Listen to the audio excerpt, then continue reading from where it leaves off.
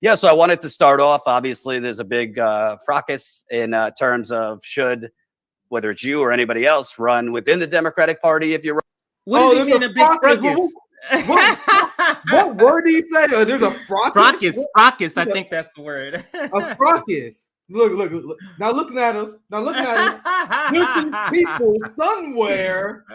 Who knows who they really are? It's a mystery. Go ahead, CJ. Oh, so funny. Running on a presidential level, third party, etc.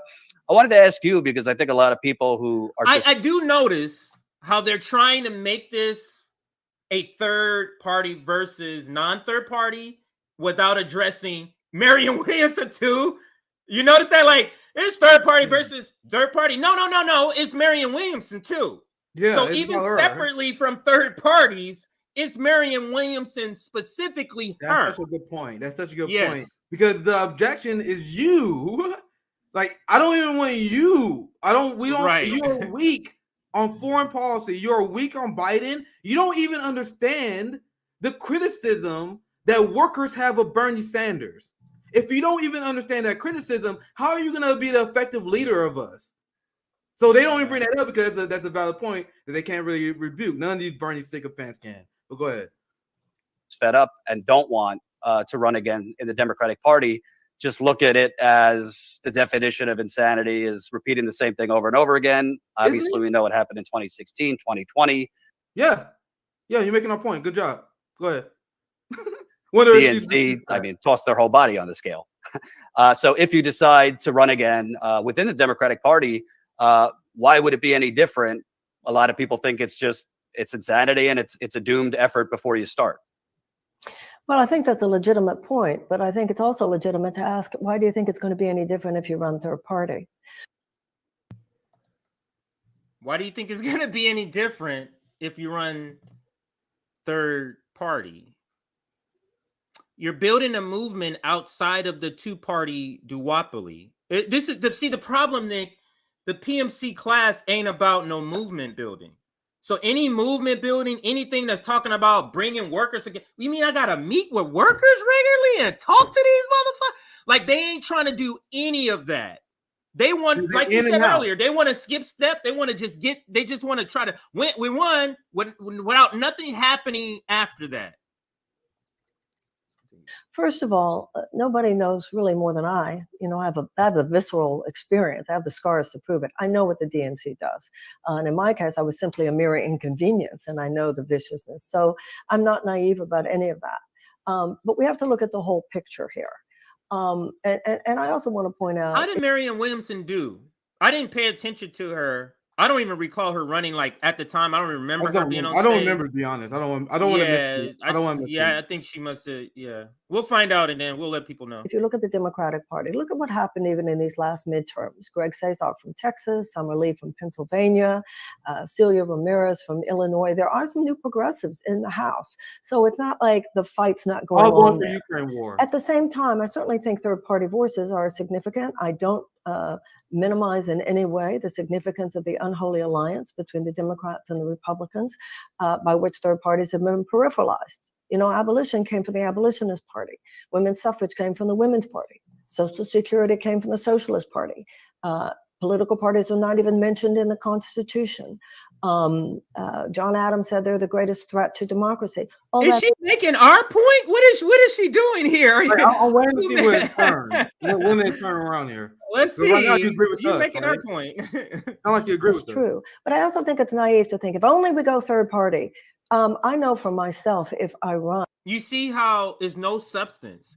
You just gave substance and receipts to why we shouldn't go. And then you just says about just this, and then just move on. There's no having to prove anything about the third party option. It's just, but you can tangibly prove that your option is terrible. So someone accurately explained it was that when you run for president, you don't want to tell people it's not in your best interest to tell people don't donate to you, right? So she can't tell people that. My question to her that her answer was don't vote for her, right? But the question is, You explain why a third-party movement is valuable because of the sins of the two-party duopoly, as you explained, right?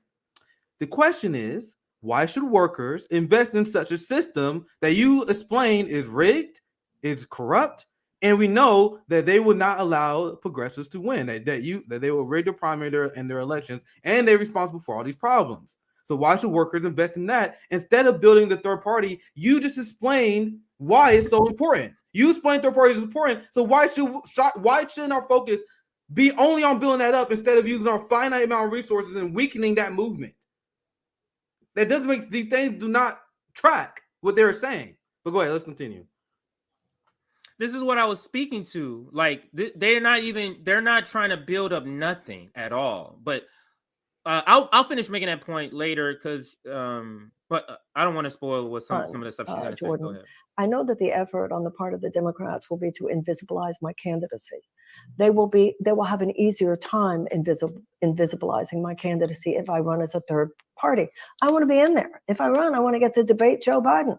I want to be able to actually. What are you going to debate him on? Y'all agree on pretty much everything. And you said in your own tweets.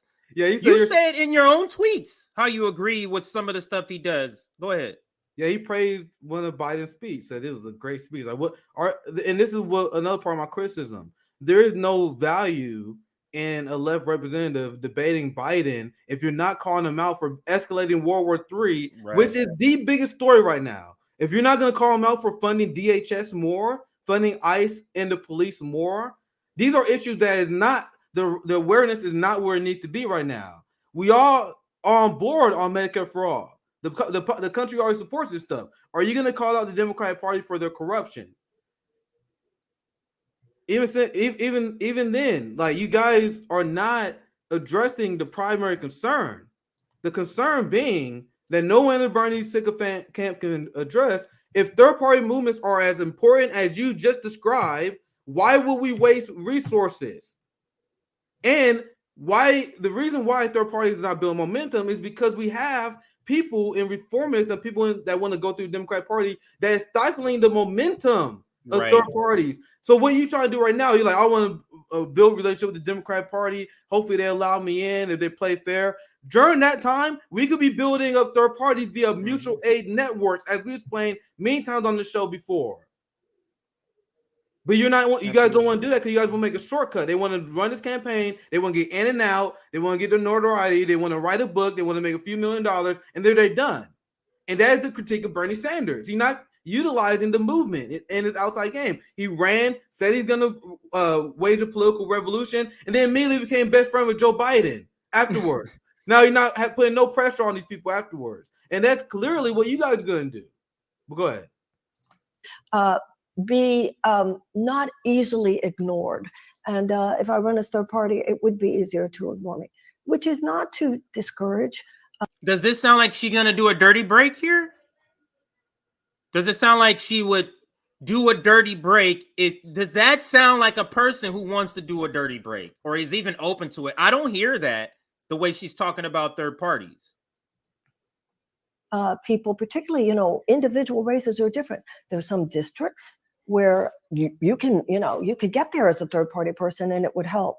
But if somebody feels in their conscience and in their gut, the way I can best contribute to the fundamental change in this country is to go third party, then they should do that.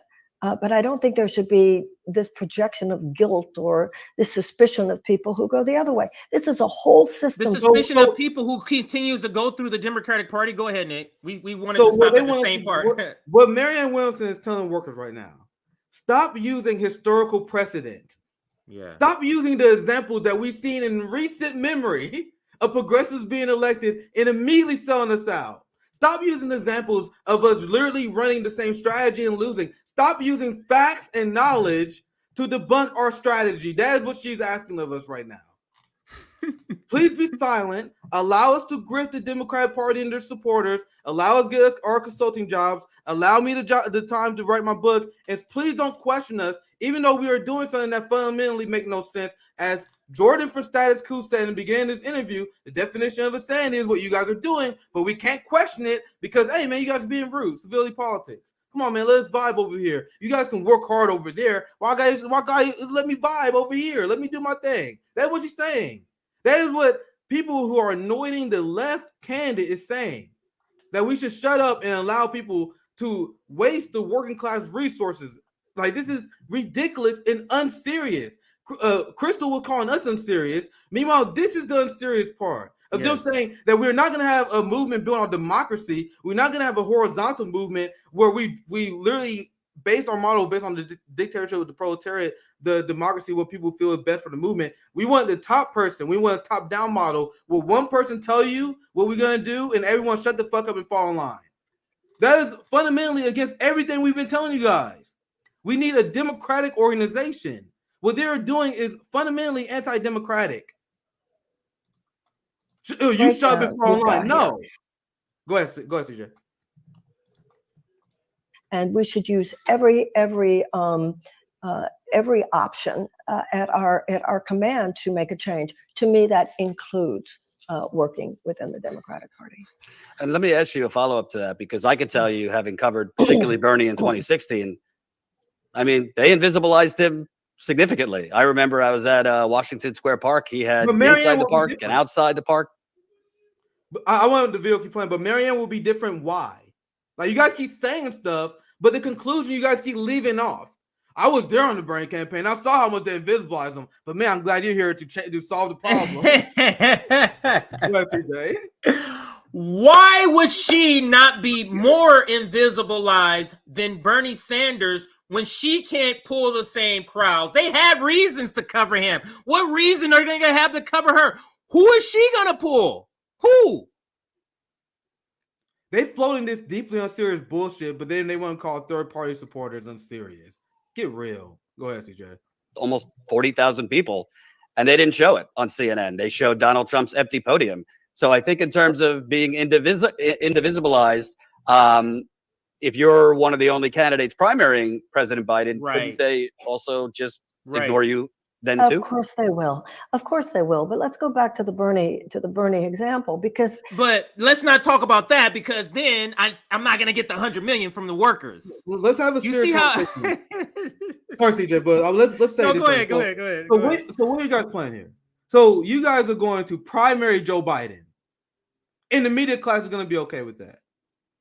You guys are going to go against Kamala Harris and their anointed Pete Buttigieg, and the media is going to be okay. So let's say Biden doesn't run. Then that means there's a primary race between the neoliberals, and they will invisibilize you again. If Biden does run, then they will smear you. They're like, how dare you run against Biden? Because even Bernie Sanders said he wouldn't run against Biden. He said he will only run if Biden doesn't run.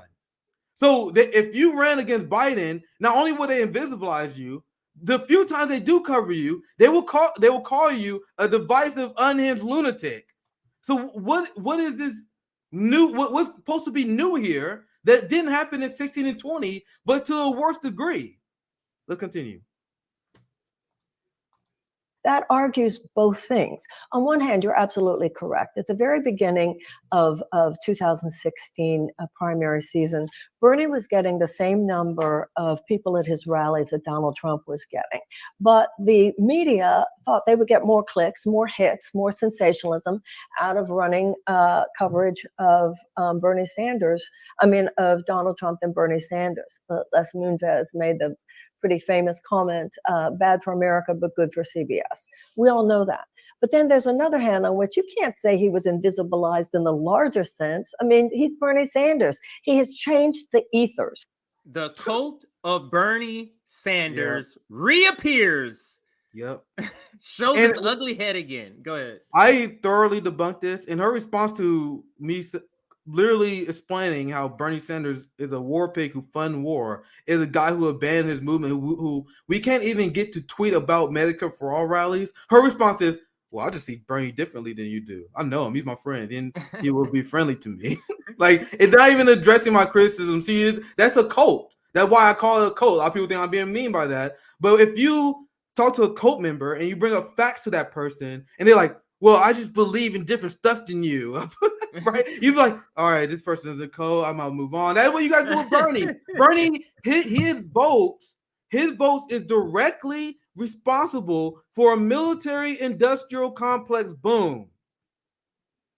Is that exaggeration? No, that's a fact. That's a fact. Go ahead. Did they do him dirty? Absolutely. But it is in Medicare for all is in the ethers, political ethers, in a way it would not have been without. I explained this to you. This is how you know Marianne does not retain information. She's not trying to learn. She's not a good faith. Like, I explained to her, Medicare for all is dead. The only people who are selling the idea that it's not are the people with health care. And then they use that to justify why they're not showing up at marches. Like, would you guys at the Medicare for All marches? I gave a speech at the Kansas City Medicare for All rally. The Vanguard didn't. They showed up late.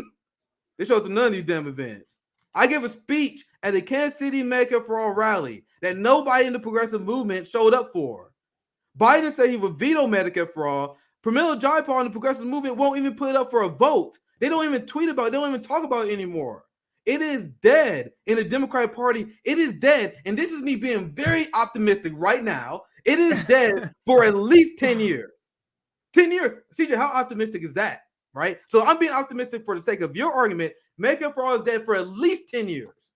But you guys still saying that Medicare for All is going strong because of Bernie. Bernie and progressives are complicit with killing it by signing the okay for neoliberals who said they will veto the movement, the bill. And they don't talk about it. And they don't put pressure on them about it. They are complicit with making Medicare for All weak. Continue, CJ. So Marianne Williamson thinks she's on the level of being an actor like Tom Cruise and Will Smith.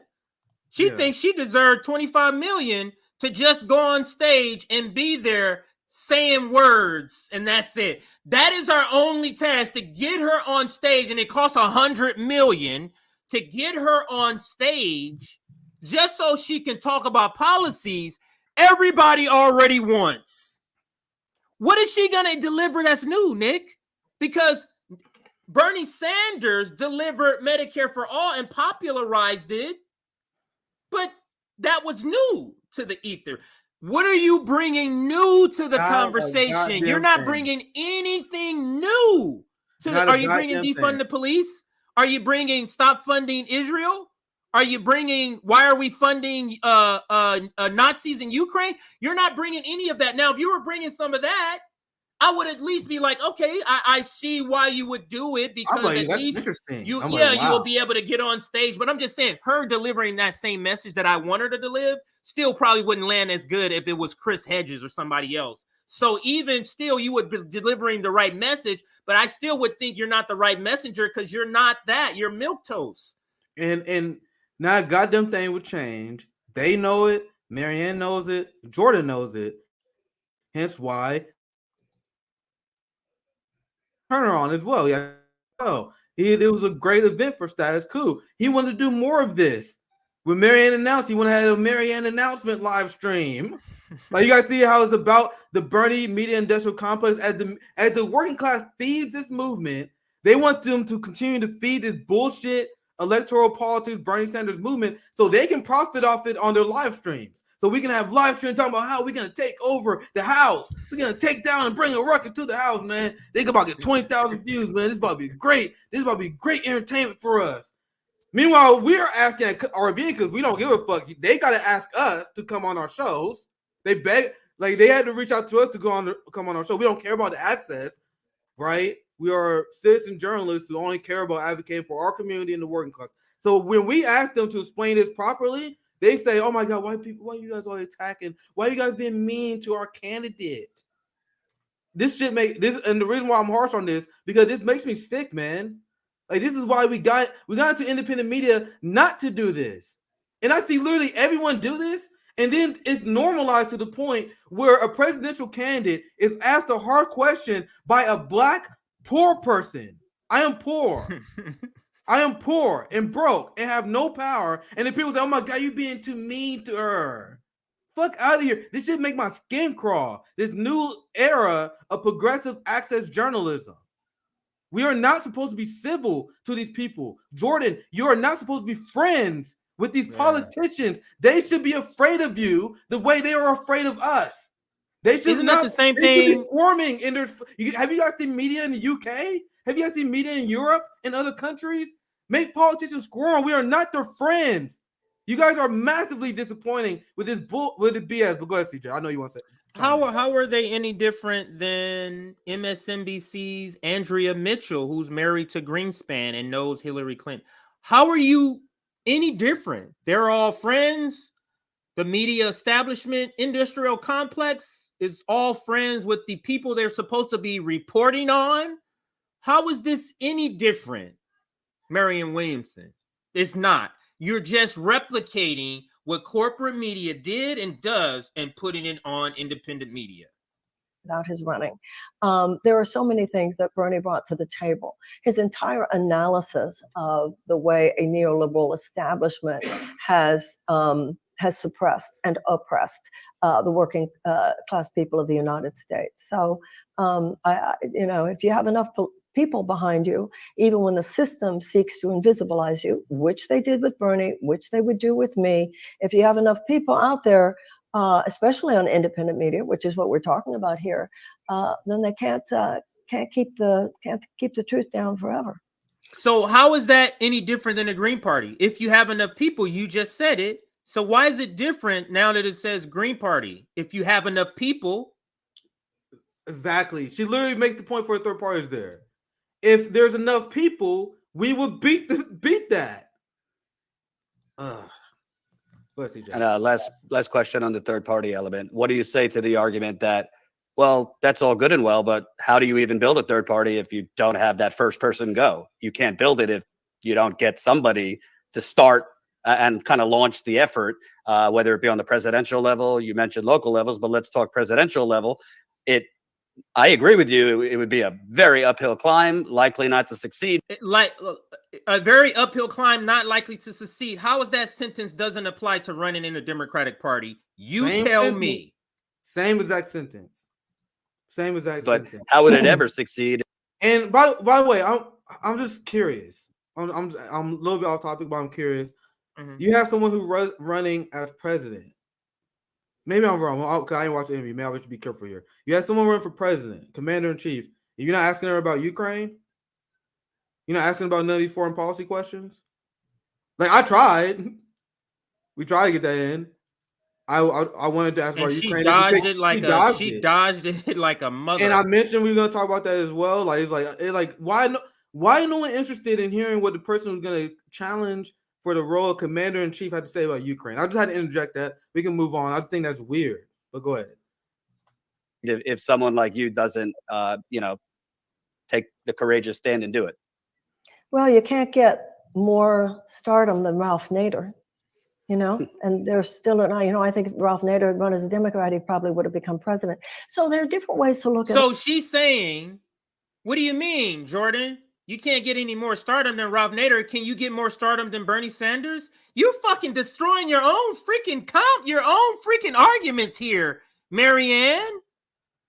Because if you're saying Ralph Nader had more star power than you, so how can you do it? The same applies to Bernie Sanders. He has way more star power than you, better on politics, even though he's to my right. How is it any different from you? They are gaslighting people with this argument when they said there's no chance for third party to win. That's why you said that implies that you're gonna have a fair election in the Democratic Party. Right. That the two-party duopoly is how we're gonna get these things done. Crystal Ball said if you care about police violence, if you care about far-right extremism, then we gotta have a serious movement within the Democratic Party. You are literally doing Democratic Party propaganda by implying that they are not, and that's what they don't understand. Go ahead, CJ. Yeah, let's finish. I think it's rounding down here. All of this. On one hand, you might be right, and maybe someone out there is feeling within themselves, I'm the one to do it. That's not my feeling, and one of the reasons it's not. That's not her feeling, but somehow somebody believes she's doing a dirty break. We're like, these two things can't coexist. You can't say she wants to do a dirty break, and right here out of her own mouth, you're interpreting something else to say dirty break because she never said that, literally. Never. You're interpreting that, but something she says literal, you just ignoring it. Exactly. Go ahead. And this is why what the new Bernie industrial complex is doing. This is why it's so disgusting. They were manufacturing consent around that to trick leftists in third-party people to support Marianne Williamson. Because think about how the Vanguard asked the question. They were trying to lead her to the answer. They're like, hey, the Democrats cheat you. Can you do a dirty plate, please? Like, they wanted her to say it. Like, they asked her the question, like, will you do a dirty plate? Is that something that you would consider? So they leading her an answer. The way I asked her, like, will you ever consider running third party? You see how that's more direct? Yeah. That's way more. So they, for one, they lead her to the answer they want. Then once she didn't even say she would do it, then they all come out and then they literally do propaganda for Marianne Williamson when they all come out and say that Marianne Williamson would do a dirty break when she did not say that. She did not say that. She did not say that at all. Many people will look at it like, no, all the third part, they did not say that. Dude, this has got a great video where they break down. She in no way says that. Say anything. But they all come out and say they do it. And then I do an interview and I ask her about it directly and then expose how she's against running as a third-party candidate. So what do these people who lied about that do? They refuse to play the interview. They refuse to play the interview because they know that they play the interview. They will expose that they lied to their audience about that because they were trying to trick leftists into supporting them. That's why this new level of access progressive journalism is disgusting, because they're literally here to manufacture consent for a bullshit artist.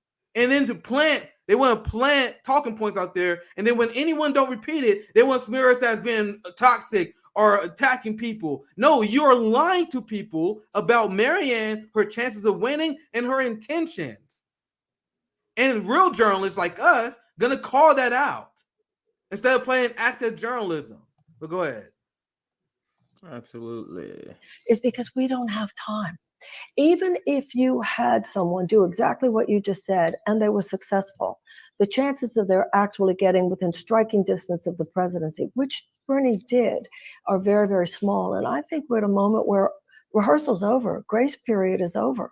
So, the bottom line for me, Jordan, everybody running as a third party is rehearsal to them. Yeah, my last point, and this go back to the point I made earlier in the stream. Why would you even want this person to do a dirty break? You see how she fundamentally don't even understand the value and why we should run a third party. So you want that person to be on TV being grilled by neoliberals and the massive media attack that will go at her while she's not even that passionate about the idea. She's not even that passionate about the idea. She don't even care that much about running third party. She fundamentally don't believe in that. But she's supposed to be the movement leader of a third party? That doesn't make sense. Even if she did agree to that. Absolutely. Let's continue. Everybody should do what they feel called to do. I'm not going to live true to my heart, true to my gut on my position in one thing, but not on everything. If I do run, it's going to be living the alignment of what I feel deep within myself. And deep within myself, I feel that that's a way I can make the biggest contribution. Democratic Party, third party, regardless. Part of this, we have to understand why people who do this refuse to they want to stay within, because how can she funnel them back to the Democratic Party if she's running as a Green candidate? That's a key part to this whole thing. She needs to be able to funnel them back. And if you're already in the primary, you already been invested in Democratic politics, the person you have saying, hey, I'm dropping out. Why don't you continue this fight with the same Democratic Party? That's easier to do than if you're a Green Party. Why would you do that? So it's key to stay within the Democratic Party so you can sheep herd them back. What do you think she's going to do? Drop out and go to the Green Party? Do we really think person running in the Democratic Party primary is going to drop out eventually and then say, vote for the Green Party? This is so clearly, this is what's going to happen. She has to say, vote for the Democrats. I got to tell you, I mean, I'm a journalist, but I share my... Go ahead. Also, Bernie literally said to himself, Chris Hedges explained many times in many interviews. Bernie Sanders said he does not want to get Ralph Nadered. They don't want to lose their social standing. They don't want to deal with the massive societal and media backlash that come from the professional managerial class and their friends. The reason why we advocate for this is because we welcome their hatred. We're not part of their club. They're part of the club, and they don't want to be booted from the club. It will be much harder for her to sell her next book if she is hated by the establishment, the level that Jill Stein is. Oh, Nick, why are you being mean? Why are you accusing her of that? Because it's obvious to everyone who's not friends to her. You got to be friends with her to not see this.